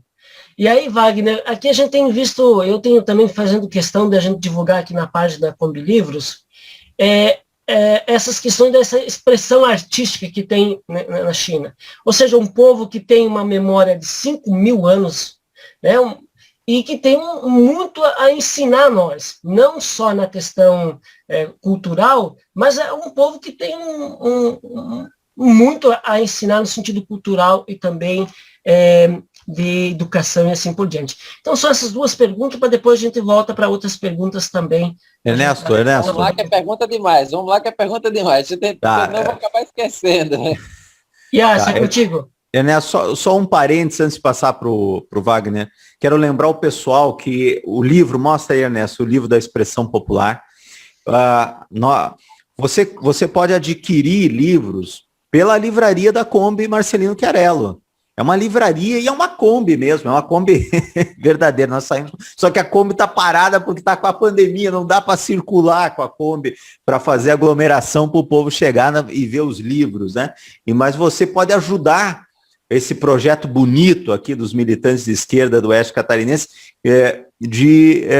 comprando livros pela Kombi. Você pode ir aí pelos comentários solicitar esses livros e outros. Lá na página a gente sempre está botando os livros. Então não se esqueça, compre da gente que você ajuda esse projeto e a luta da companheirada aqui também. Wagner, é contigo então. Então, vamos primeiro me perguntar aí como é que eu vim parar aqui, né? Primeiro falar um pouco dessa história, como é que eu vim parar aqui no Vietnã. Eu estudava chinês, né, na China, estava na Universidade de Hubei, em Wuhan. Vim aqui para o Vietnã no começo do ano passado, no começo de 2020, em janeiro, para passar 2 semanas, 3 semanas, e estava ali programando passar só as férias da universidade e voltar para a China. Até que começou a pandemia, não pude mais voltar, e aí eu já gostava aqui do Vietnã, minha companheira é vietnamita, acabei ficando por aqui, conhecendo o Vietnã, né, o norte, em várias cidades. Fui numa das prisões onde o Ho Chi Minh ficou preso, vi como é que é essa prisão que parece com o pau de arara, como o companheiro falou. Ele fica com os pés para cima, com os pés e a mão para cima, preso. Então ficava também todos presos por um pé, todos os presos ficavam, né, com só um pé ali amarrado um no outro. Então era um momento muito difícil, muito, muito ruim. O Ho Chi Minh, ele, falando também um pouco daquele livro que ele estava falando, ele escreveu esse livro em chinês, né? Ele escreveu esse livro todo em ideograma, então dá para ver a caligrafia do camarada Ho Chi Minh, que também falava muitos idiomas, né? Falava inglês, falava russo, falava francês, falava, né, vietnamita, obviamente, falava chinês. Então, um camarada muito inteligente. E falando sobre pegando a pergunta do companheiro, se ele é visto em todos os lugares. Ho Chi Minh, ele está tão vivo, mas tão vivo assim entre o povo, que é como se ele ainda fosse o presidente do país, para você ter ideia. Porque ó, o rosto dele está em todas as escolas, em todas as universidades, no campo de futebol, dentro das casas. Você vai cortar o cabelo, onde você for, tem um rosto de Ho Chi Minh. Ele está ali, ele é quase... A imagem dele é tão forte, tão amada pelo povo, que lembra a nossa imagem de Jesus no Brasil. Né? Muitas casas tem ali uma foto de Jesus, ou um crucifixo, alguma coisa. O Vietnã, o povo vietnamita ama tanto o Ho Chi Minh, né? O povo tem um carinho tão grande pelo Ho Chi Minh que o Ho Chi Minh está vivo, né? Aqui em casa, que eu estou na casa da minha companheira, aqui na comuna de Ten Ha, perto, né, de Haizan, faz parte da cidade de Haizan. Escreve Haidong em português, mas é perto da cidade de Haizan, e é mais ou menos 60 quilômetros de Hanoi. Tem a foto dele aqui dentro de casa, tem a foto dele na associação da comunidade, né, porque aqui é uma comuna agrícola, então tem a foto dele lá. Eu fui para um campo de futebol, assisti um jogo entre Hanoi e Ho Chi Minh, né, a cidade de Ho Chi Minh, que é do sul, Hanoi, que é aqui do norte. Então estava os dois times de futebol jogando, e a foto dele bem grande no meio do estádio. Então o povo tem um amor muito grande por tudo que ele fez. Né? Porque o Ho Chi Minh, ele foi altamente altruísta, ele dedicou sua vida inteira para o povo vietnamita. Ele não teve até filhos, ele até foi questionado uma vez, numa entrevista com um jornalista da Bélgica, não lembro exatamente de onde era o jornalista. O jornalista perguntou: mas você não tem filhos, você não tem casou e tal, por quê, né? E o Ho Chi Minh disse: meus filhos são todo o povo vietnamita, né? Eu tenho cuidado de muita gente, eu tenho minha mente, meu corpo, é tudo para cuidar do meu país. Então, as pessoas aqui lembram o Ho Chi Minh, a gente, né, do Ocidente, acaba lembrando o Ho Chi Minh como tio, né, o velho Uncle Ho, né, o tio Ho, aquele como se fosse o vovô, né, o vovô Ho e tal. As crianças têm músicas, cantam em nome do Ho Chi Minh, as universidades, então, as escolas, os alunos têm que estudar o pensamento do Ho Chi Minh, né, é uma matéria obrigatória em qualquer curso, desde a enfermagem, a economia, então todos eles estudam o pensamento do Ho Chi Minh. Então, o Ho Chi Minh está muito presente, é como se ainda fosse o presidente do país. Tem o mausoléu dele, eu tive o privilégio aí de estar aqui, poder ir lá visitar o mausoléu dele, então eu vi ele lá deitadinho, né, como se posso dizer, no mausoléu ele está lá embalsamado. E até quando você entra, assim, você fica, caramba, que honra, né? Tô vendo aqui o Ho Chi Minh, então você até sente, a gente que é comunista sente feliz, assim, nossa, eu tô realmente vendo o Ho Chi Minh, então a gente fica honrado. E isso ajuda também, né, ao turismo, né? Então ajuda ao turismo do Vietnã, esses lugares históricos. Então, por exemplo, visitar esse museu onde o Ho Chi Minh foi preso, né? Onde também, depois da Revolução, foi preso os soldados americanos que atacavam aqui o Vietnã. Então é interessante esse museu, por exemplo, que mostra a diferença de tratamento dos soldados vietnamitas quando era no processo revolucionário, então tratado pendurado cabeça abaixo, pendurado um colado no outro sem conseguir dormir, né? Isso era um péssimo tratamento, sendo torturado e tudo, arrancando as unhas, arrancando os dentes, tudo que era de maldade os caras faziam. Enquanto quando os soldados americanos eram presos, eram bem tratados dentro da prisão, jogavam vôlei, tomavam chá, como é que se diz, tinham boa dormida, claro, é uma prisão, não vai ter luxo, né? Mas muito bem tratado, com comida, com descanso, com chá, não tinha nenhuma tortura, nada desse tipo. Então, é ótimo esse museu porque você vê a diferença do pensamento, né? De como é o pensamento de um fascista e como é o pensamento de um comunista. Então, é interessante esse museu, quando os companheiros tiverem aí uma oportunidade de visitar aqui no Vietnã, é interessante visitar esse museu. Tem esse museu, tem outro museu também, que é muito importante, que você acaba entrando e conhecendo o bunker do GIAP, que é uma instalação, um quartel, e o GIAP você vai descendo, vai descendo, vai descendo, escada, vai descendo, escada, vai descendo lá no fundo, até contra-ataque de bomba nuclear, ele se encontra lá no fundo, então faziam também, qualquer bombardeio, eles ficavam lá para fazer as ligações, para fazer as movimentações das tropas. Pegando já o gancho aí de alguém que perguntou quais países que têm bomba nuclear, aqui tem, né, a Rússia tem a bomba nuclear, claro, né, da época da União Soviética, tem a China, tem a bomba nuclear, a Índia e o Paquistão. São países que têm armamento nuclear. Então, como eu posso dizer, se há uma guerra entre a China e a Índia, por exemplo, vai ser devastadora. O Vietnã não tem armamento nuclear e nem tem apresentado interesse. A Coreia do Norte também tem, claro, né? O Vietnã tem demonstrado interesse em ter armamento nuclear, pelo menos não por enquanto, né? Pelo menos não tem seus esforços, seu gasto econômico tem sido todo voltado à reconstrução do país, né? Depois de todo esse tempo de guerra, o Vietnã está mais preocupado em reconstrução e melhorar a condição de vida da população do que em uma guerra. Está fugindo ao máximo de qualquer tipo de conflito e também a forma de gastar dinheiro com isso eles têm evitado. Então falei aí da presença do Ho Chi Minh, que é muito forte aqui no país, realmente ele é muito, muito, muito forte, sentido assim, como se ele ainda estivesse vivo, ele vive realmente, né, porque a ideologia dele não morreu, está muito forte, então o Ho Chi Minh está vivo. A pergunta sobre a bomba nuclear aqui no Vietnã não tem no Paquistão, na Índia, China, né, Rússia, Coreia do Norte. Perguntaram também sobre como parei aqui, então já respondi. Perguntaram também. Calma, me perguntaram mais alguma coisa e eu esqueci. Qual foi a última, companheiro? Lembra aí? Wagner, mais duas perguntas sobre a Rota da Teve também Seda Rota da Seda, e ótimo. a outra também sobre a questão do Festival das Lanternas. Festival Sobre da essa questão Lanterna, Rota da cultural Seda. aí. Ótimo. Vou falar de 3 coisas também que me falaram aí, citaram sobre bolsa de estudo. Existem várias formas de bolsa de estudo para estudar aqui na China ou no Vietnã, principalmente na China. O governo da China tem colocado seu internacionalismo planetário, né, para ajudar os estudantes no mundo inteiro. Então tem vagas, tem estudantes de todos os lugares do mundo. Por exemplo, eu estudei com uma menina de São Tomé e Príncipe, que é uma colônia, ex-colônia portuguesa também, ali em pequenas ilhas ali na África. Então tem estudantes de todo lugar do mundo na China e existem várias formas. Existem formas pelo Instituto Confúcio, que é uma instituição da China, uma instituição cultural que ensina o idioma, né, o mandarim. Todos os lugares do mundo praticamente tem Instituto Confúcio. Então, é uma forma que você pode conseguir para a China, conseguir bolsa. Existe bolsa das províncias chinesas, então aí você precisa ter um contato maior com as universidades, então é um pouquinho mais difícil, porque você precisa saber um chinês ao ponto de conseguir pesquisar as universidades chinesas e tudo. E tem a bolsa que é entre o governo da China e o governo brasileiro, através do Itamaraty, e a Embaixada da China. A China coloca 40 vagas por ano.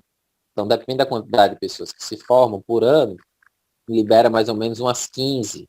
Porque são 40, eles dão 40 vagas de brasileiros na China, através dessa bolsa. Então, a bolsa excelente paga 3 mil de Jamibim por aluno, né, por mês. Cada aluno recebe 3 mil de Jamibim, que é mais ou menos R$ 2.600 hoje, mais estadia.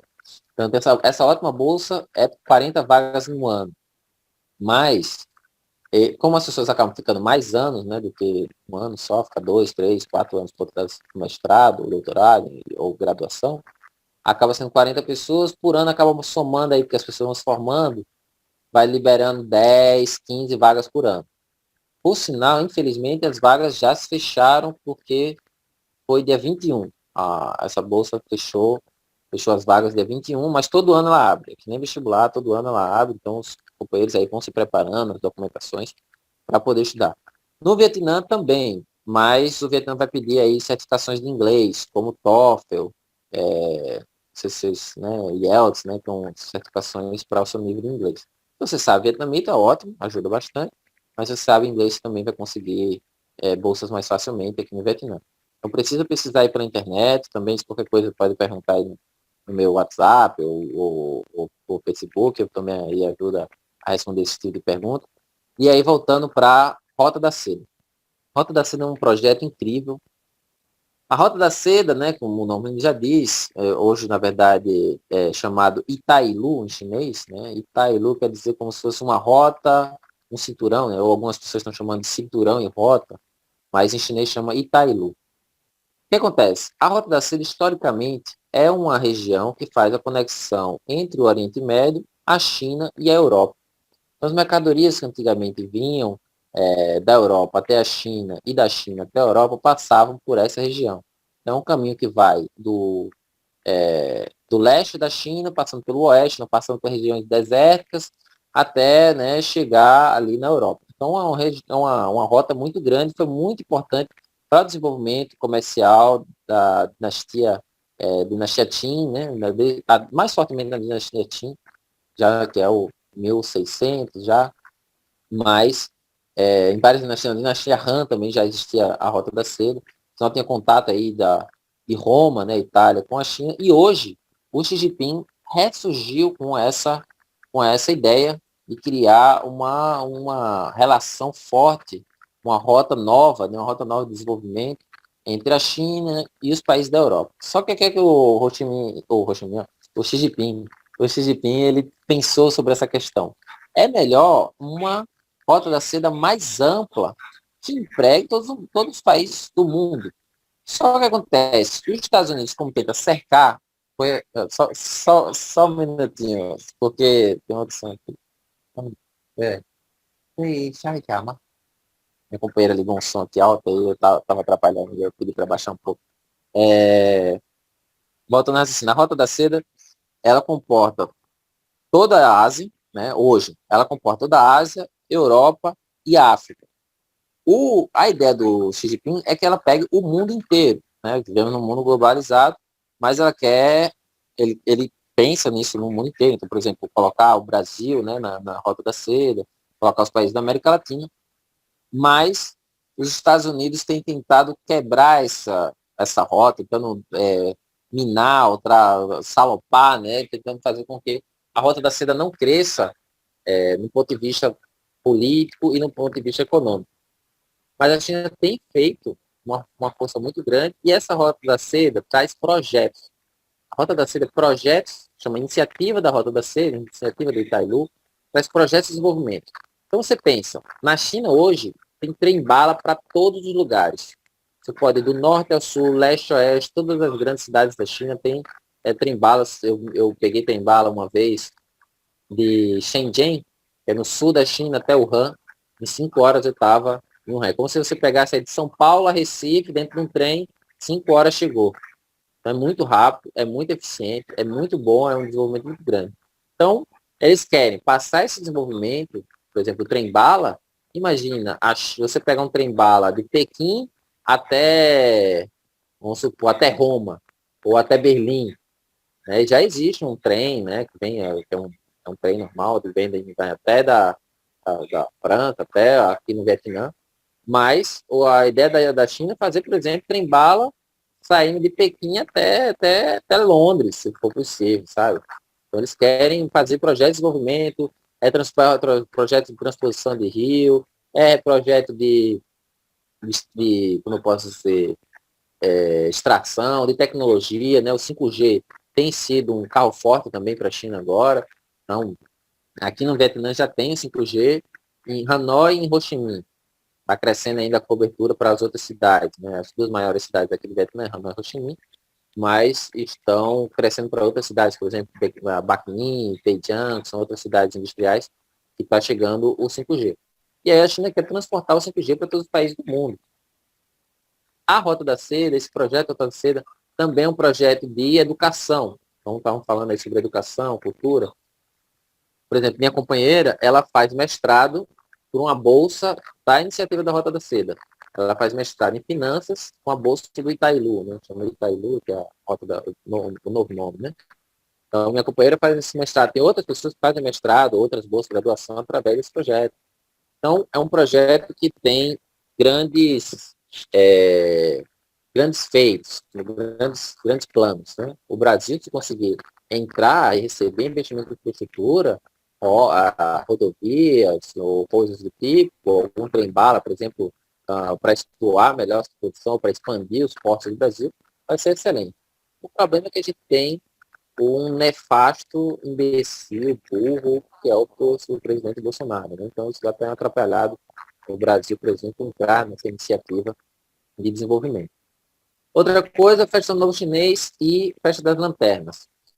O Ano Novo Chinês, né, que é o Festival da Primavera, quando começa a primavera aqui na Ásia, ele é muito celebrado desde a antiguidade, é o principal evento aqui da China e do Vietnã, como se fosse o carnaval deles, né, o maior tempo de férias. É um momento também que muita gente volta para sua casa, volta para suas famílias. Então, os chineses que, por exemplo, trabalham em Xangai, ou trabalham em Pequim, ou trabalham em Han, mas mora no interior de Xinjiang. Então, eles vão voltar para sua casa. É o momento no mundo que tem a maior movimentação imigratória, né? Movimentação migratória do mundo. Então, esse momento das pessoas voltarem para casa. Há uma movimentação muito grande na China, há uma movimentação muito grande aqui no Vietnã também. Porque muita gente trabalha em Hanoi, muita gente trabalha em Ho Chi Minh, mas mora em Da Nang, ou mora em Haiphong, ou mora em Haiphong. Então, as pessoas acabam se movimentando muito nessa época. E o Festival das Lanternas é um festival que é o encerramento do Ano Novo Chinês. Foi ontem, por sinal, o Festival das Lanternas. E é o fechamento do ciclo, né? O fechamento é quando o momento que as pessoas vão se despedir para voltar ao trabalho, começar o ano. Então, é como se fosse nossa quarta-feira de cinzas, fazendo uma relação aí com o Brasil. É como se fosse nossa quarta-feira de cinzas. Eles comem uma sopa com as bolinhas docinhas, eles colocam lanternas na casa, né? Umas luzes, e para espantar os maus espíritos, né? Ó, começando o ano bem, vamos começar o ano com energia, vamos começar o ano com mais força. Não sei se estão me ouvindo bem aí. Agora tá melhor, não sei. Deixa eu tentar botar aqui o outro fone para ver se melhora o som. Então é isso. Wagner, tá tranquilo, tá bom.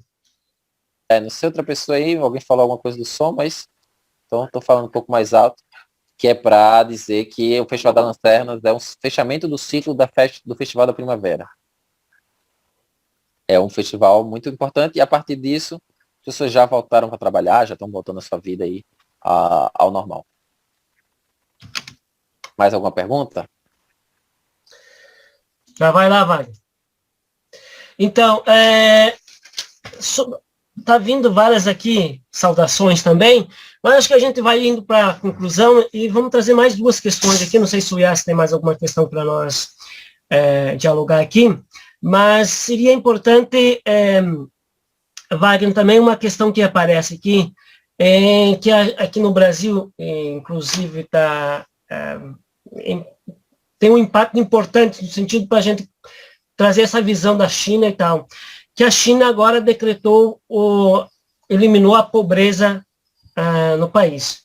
Isso tem um significado tão importante, né? Para onde que agora o capitalismo está entrando numa crise estrutural, uma crise, milhões de miseráveis, só nos Estados Unidos, mais de 45 milhões de miseráveis, aqui no Brasil aumentando a pobreza, o desemprego, ou seja, a gente está vivendo, por um lado, uma crise estrutural do sistema capitalista, e por outro lado, a gente está vendo aí que China, outros países aí, né, com essa ideologia nossa aí do socialismo, do comunismo e tal, estão saindo com resultados mais positivos, com um crescimento de 9% do PIB, né, levando a dignidade, saúde, educação, cuidando do seu povo, isso que tu colocou aí, né, o resultado de toda essa tragédia no Brasil, aqui 250 mil pessoas sendo mortas pelo corona, e aí no Vietnã, 35 só pessoas que morreram do Covid.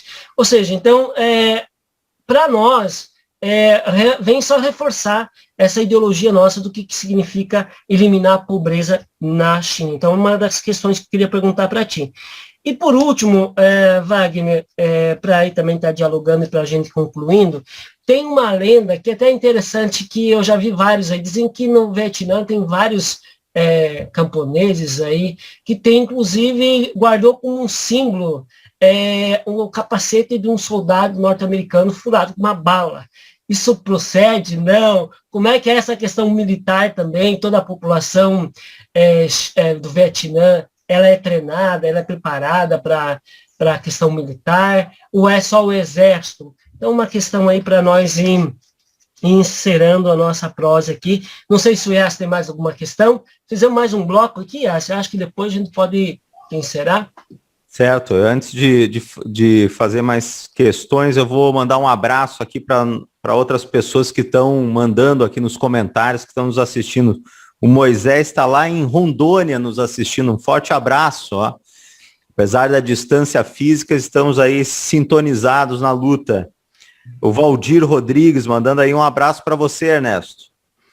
O companheiro Célia, eu vi aqui sobre o som, na hora eu acho que caiu um pouquinho e o som ficou mais baixo, Wagner. Foi o Célio aqui que chamava a atenção do som.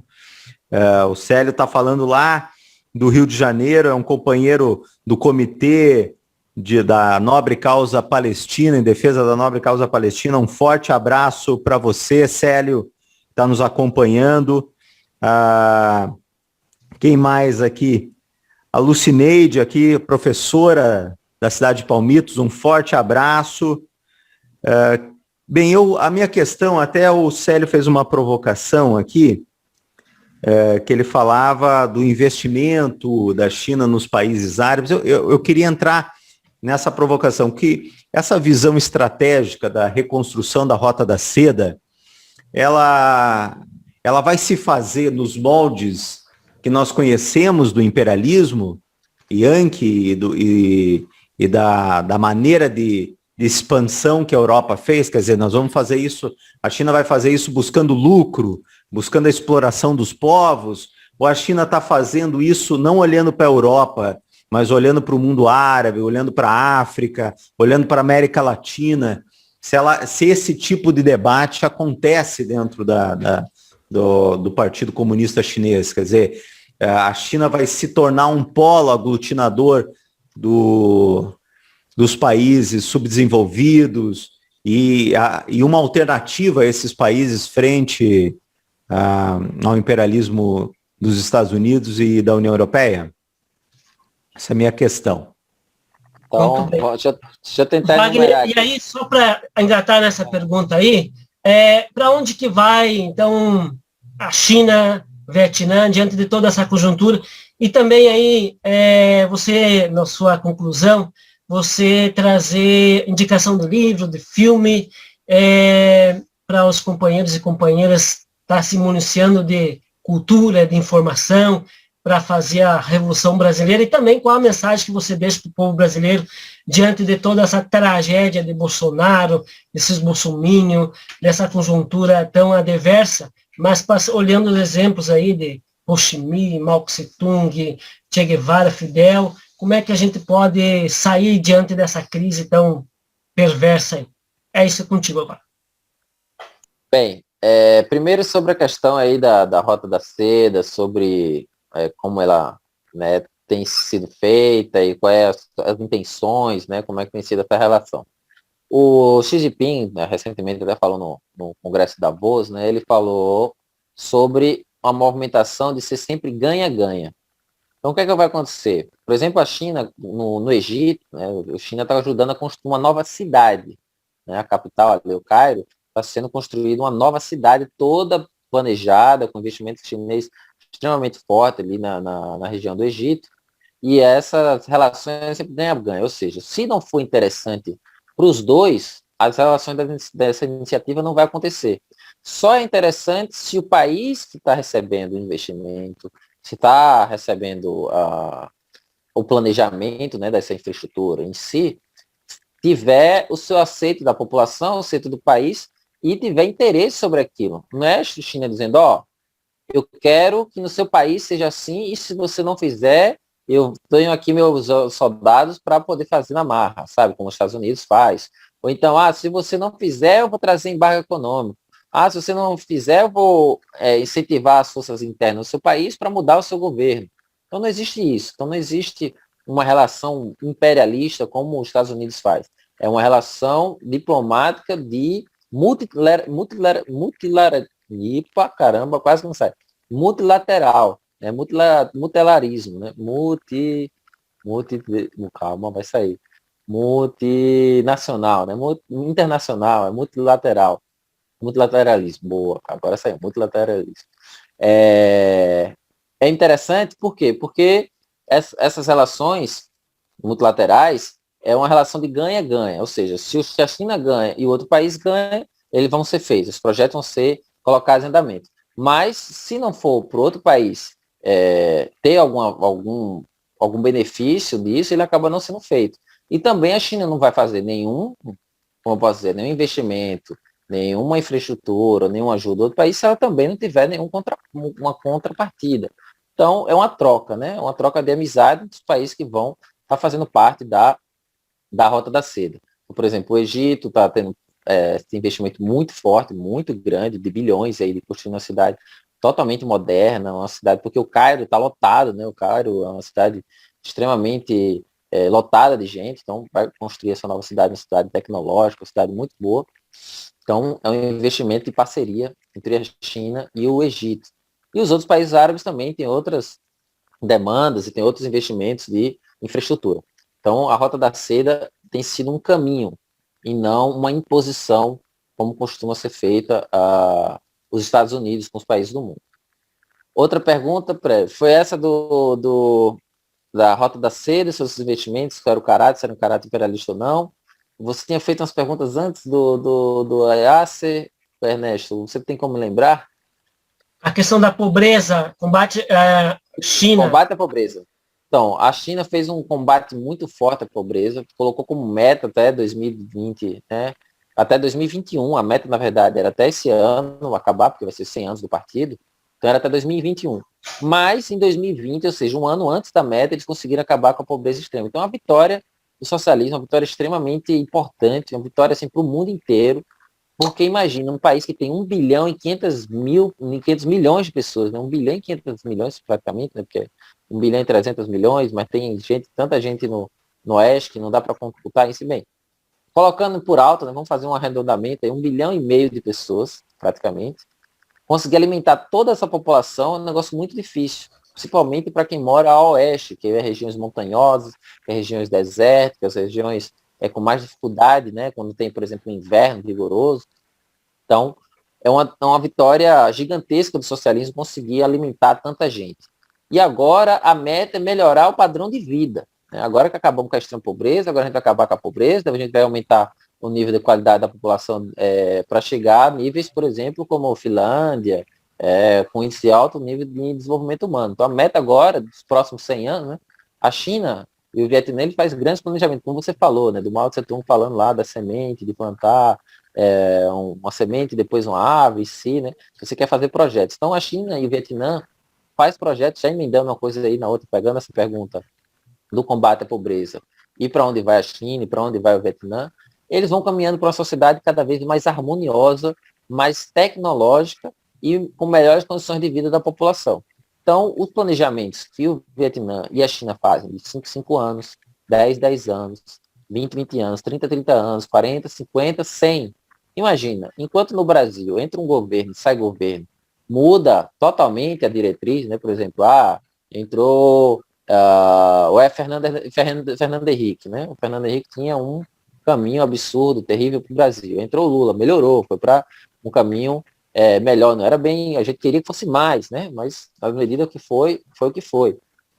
Depois teve o golpe, né? Teve o golpe da Dilma, e o Temer já começando a fazer, dando cavalo de pau, fazendo tudo ao contrário.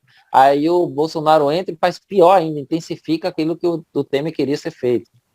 Então, não tem um projeto de longo prazo.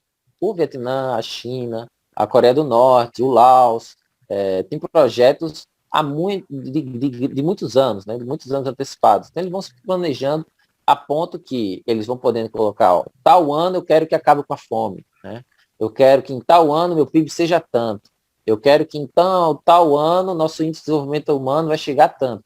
Eles conseguem colocar na matemática, na ponta do lápis, em quanto tempo é necessário para que haja transformações dentro do seu próprio país. Então a China vai ser a maior potência do mundo agora no século XXI, isso qualquer liberal, qualquer comunista que entenda de economia vai ver isso, né? Vai ver a China passando os Estados Unidos na economia, no plano econômico. É possível que a China venha a dobrar ou a triplicar sua economia durante agora o século XX. E também é possível que o índice de desenvolvimento humano da China chegue até o final do século XXI igual ou melhor do que da Suécia, Finlândia, o norte da Europa, que é os lugares mais de maior desenvolvimento humano. O Vietnã também vem correndo na mesma direção, tão rápido quanto a China, né? Tem um desenvolvimento que está crescendo cada vez mais, né? Foi os únicos países, poucos países do mundo que conseguiram ter um desenvolvimento econômico, mesmo com o Covid, né? A China, o Vietnã, o Egito, como eu acabei de citar um pouco, mesmo o Egito não sendo um país comunista, mas está tendo muito investimento, né, da China. Então foram países que tiveram um desenvolvimento maior, teve crescimento mesmo com o Covid. Então, voltando, o caminho que eu acho é harmonia, desenvolvimento tecnológico e melhoria de vida. Então, a população aqui, por exemplo, eu consigo pegar um pouco do aspecto da família da minha companheira aqui do Vietnã. Se eu for pegar o ponto aí da avó da minha companheira, que praticamente viveu para cuidar do marido, enquanto o marido vivia em guerra e cuidando dos filhos, porque tinha medo dos filhos morrer, porque a guerra teve um filho, enquanto estava tendo o seu filho, né, parindo seu filho, né, fazendo ali o parto, escutando os bombardeios pela janela, né? Então, isso foi a primeira fase ali da avó. O pai da minha companheira, ele, né, participando da reforma agrária, né, o desenvolvimento agrário aqui do Vietnã, né, fazendo a reforma agrária tão importante, tão necessária que o Brasil precisa. E agora a filha, né, minha companheira, que só conseguiu ver televisão com 12 anos de idade, né, porque ela não tinha nenhuma televisão dentro de casa, então só conseguiu ver televisão com 12 anos de idade, agora estuda mestrado, né, em finanças, fazendo parte de um projeto da Rota da Seda, né, um negócio com alto desenvolvimento humano, com alto desenvolvimento tecnológico, com várias capacidades embutidas. Isso vai ser uma diretriz para todos. E eu acho que isso também, se há uma mudança, né, os marxistas conseguem ver isso, se há uma mudança na infraestrutura, há uma mudança na superestrutura, né? Então, a mudança econômica na infraestrutura do mundo, né, a China passando a liderar esses fatores, o Vietnã vindo ali juntos, países comunistas se fortalecendo, também influencia na mudança do pensamento ideológico do resto dos outros países. Então, por exemplo, o Cazaquistão pensando a voltar a ser um país comunista, o país ali, a Mongólia, pensando, eu posso, por que eu não volto a ser, né, comunista até?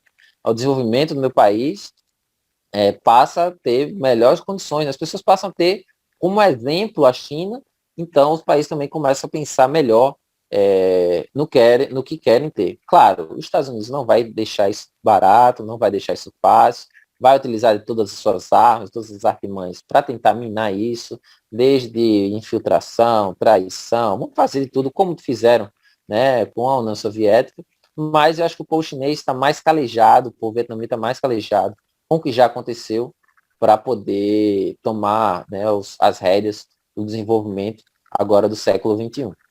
Então, acho que é para esse caminho que esses países estão trilhando sua vida. Tem outras perguntas? Foi a da pobreza, foi a da Rota da Seda, papel se era imperialista ou não. Acho que foi tudo, né? Só falta agora, Wagner, indicação de filme, de livro e a mensagem final que tu deixa para os nossos companheiros e companheiras. Cara, tem tantos livros, tem tanto material hoje na internet. Tem um livro do Vietnã, do Pedro Oliveira, que é muito bom. Estou lembrado agora do tipo. Deixa eu ver aqui, acho que eu tenho anotado aqui no meu outro celular. Deixa eu ver, eu tinha feito uma lista. Tem o do Kissinger, que é um maldito, né, americano, mas que ele detalha muito bem, por exemplo, essa questão da diplomacia do ping-pong. Você vai encontrar muito no livro do Kissinger, que foi, né, secretário de Estado dos Estados Unidos. Tem outro livro importante do Losurdo, né, sobre a China, Losurdo também, que tem virado, tem começado a ser, então, o pessoal tem lido muito ele, aí no Brasil, principalmente o Jonas Manuel, né, tem feito uma propaganda muito forte dos livros do Losurdo. Até o Caetano Veloso participou aí de alguma aí, opa, o livro do Losurdo aí, do Hengel, Liberdade, ó, esse é um ótimo livro. Tá, peguei aqui, ó, boa, achei. Ho Chi Minh, Vida e Obra do Líder da Libertação Nacional do Vietnã, do Pedro de Oliveira, editora Anita Garibaldi. Sobre a China, do Henry Kissinger, eu fiz aqui também. A China em 10 Palavras, do Yu Ha, que é um chinês. Muito bom esse livro. E tem um artigo que eu não sei exatamente quem é o autor, mas acho que se você colocar aí na internet, As Disputas Sino-Vietnamitas no Mar do Sul, Desafios para Além da Questão Regional. É um artigo muito bom. E o Fuga da História, do Dominique Losurdo, tinha feito uma seleção aqui. Acho que esses são os melhores livros aí para poder começar a entender melhor a situação aqui do Vietnã. O livro de poesias, que o companheiro também tinha do Cássio, que tinha apresentado aí, ele é muito bom. Eu tenho uma versão dele aqui em inglês e em chinês. Inglês, chinês e vietnamita. Mas eu vejo que tem diferenças na tradução. O chinês usa umas palavras que mudam um pouco o sentido do poema. O inglês usa outra, o vietnamita usa outra. Eu vou tentar, nessa minha estadia aqui do Vietnã, não sei se eu vou conseguir pegar aqui um pouco, na medida do possível, fazer a nossa versão brasileira mais atualizada, porque eu sinto que as traduções que vieram para o Brasil veio da tradução do inglês. Então se perde um pouco do sentido mais profundo do que foi feito no vietnamita.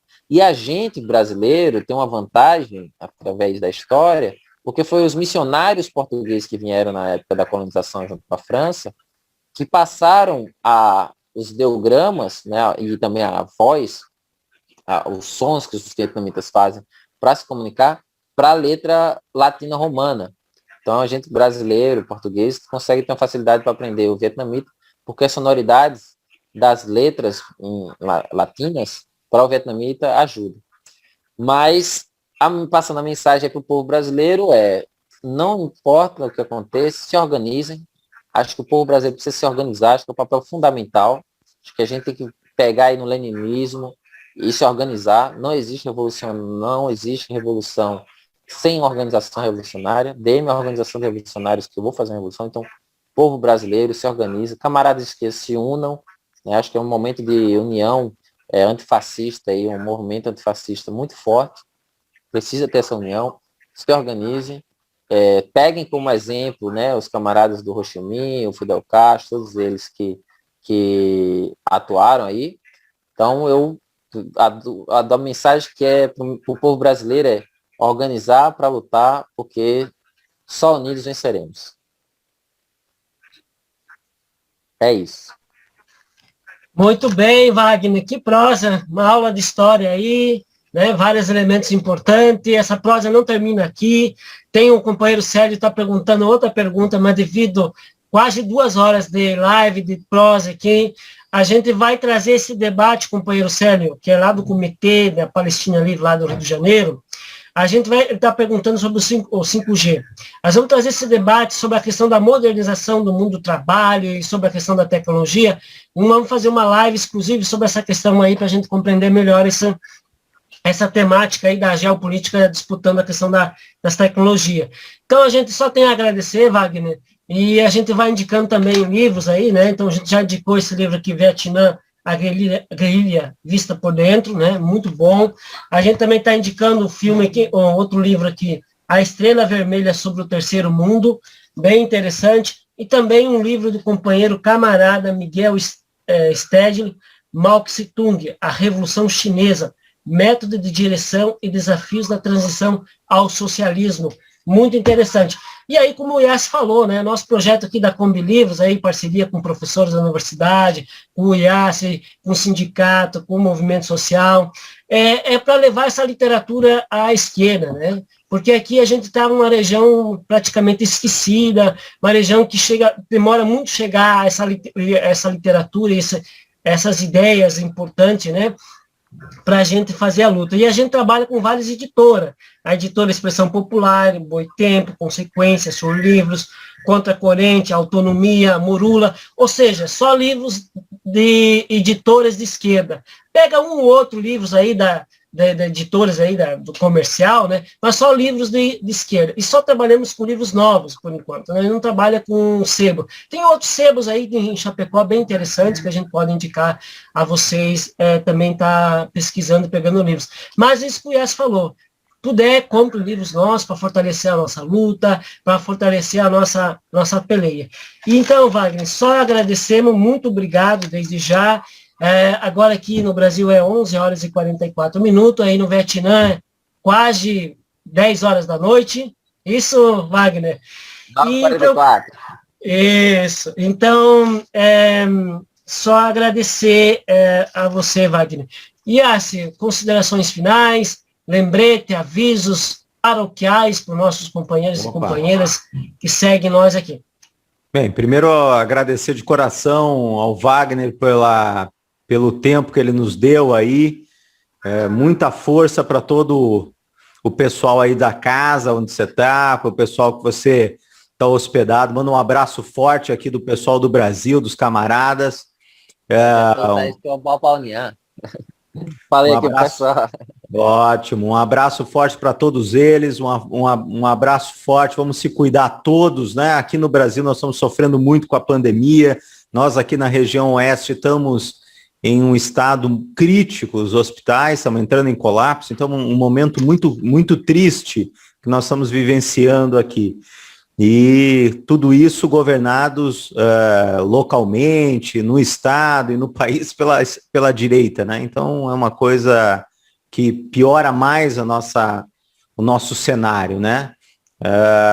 Mas eu gostaria só de lembrar o pessoal, então, compre livros da Kombi, os livros que o Ernesto apresentou durante a nossa live hoje, eles estão à venda, peça aí nos comentários, entre lá nas mensagens na página da Kombi, entre em contato com a gente, pergunte os valores, ajudando a comprar aqui, você está ajudando esse projeto, que é um projeto importante. Eu quero lembrar pelo menos um livro novo do Ho Chi Minh, que saiu aqui no Brasil, pela editora Anita Garibaldi, dos companheiros do PCdoB, né?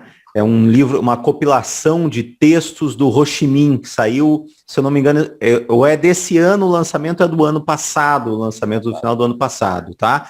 Junto com a Embaixada do Vietnã no Brasil. Então, o pessoal que tiver interesse, na editora Anita Garibaldi, tá? O que a gente mostra aqui, esses aqui que eu estou mostrando, é já antigo, são textos compilados de Ho Chi Minh, a resistência do Vietnã, mas já são bastante antigos, já não tem mais circulação. Um forte abraço, até quarta-feira que vem. Ernesto, você podia dar o toque de quarta-feira. Obrigado, hein, de coração, Wagner. E um forte abraço para todos. Eu quero mandar um abraço especial para Rosa Helena dos Santos, lá de Guaropaba, minha mãe que está assistindo aí. Mamãe também comuna, né, cara? Então, mamãe comuna não deixa de assistir live. Muito bem, Yassi, obrigado aí. Só queremos uma hora dessa no próximo aniversário teu experimentar o sabor desse bolo comunista aí, como é que é esse bolo comunista. Muito bom. E se encontramos na luta. E aí, então, mandando um abraço para o companheiro Ari Barreiros, ali de Concórdia, companheiro de luta também.